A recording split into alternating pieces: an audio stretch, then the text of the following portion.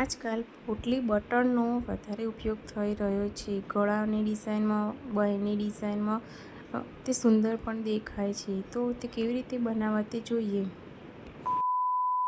નમસ્તે મિત્રો, welcome to my YouTube channel. આજે આપણે 3 અલગ અલગ રીતે પોટલી બટન કેવી રીતે બનાવવા તે જોઈએ.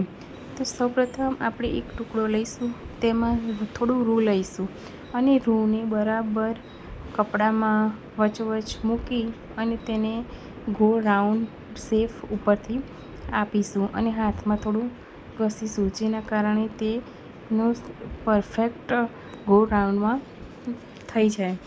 પછી તેના ઉપર આપણે એક દોરો વીંટી દઈશું.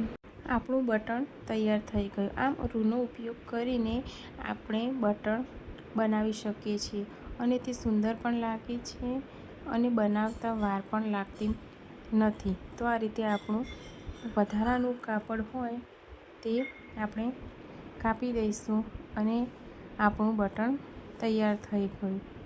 હવે બીજી રીત માટે ફરીથી આપણે એક ટુકડો લઈશું અને તેની અંદર થર્મોકોલના જે બોલ્સ મળે છે તે આપણે લાવીશું અને તેને કાપડની અંદર મૂકી ફરીથી બરોબર ગોળ શેપ આપી અને તેના ઉપર આપણે બરોબર દોરો વીંટી દઈશું, જેથી કાપડ અલી ના જાય અને વધારાનું કાપડ આપણે કાપી દઈશું. તો આમ બીજી રીતે પણ આપણું બટન તૈયાર થઈ ગયું. આ પણ સરળ અને સહેલી રીત છે.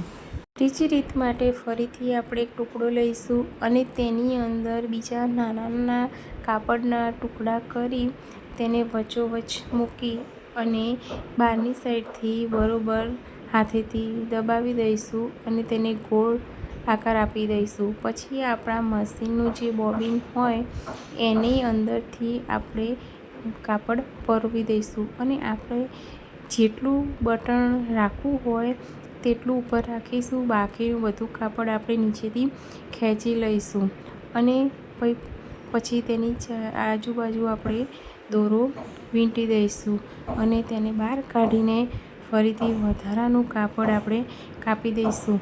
આમ આ રીતે આપણું સરસ બટન તૈયાર થઈ જશે. જો મારો વિડીયો ગમ્યો હોય તો તેને લાઈક, શેર અને સબસ્ક્રાઈબ જરૂર કરજો. ધન્યવાદ.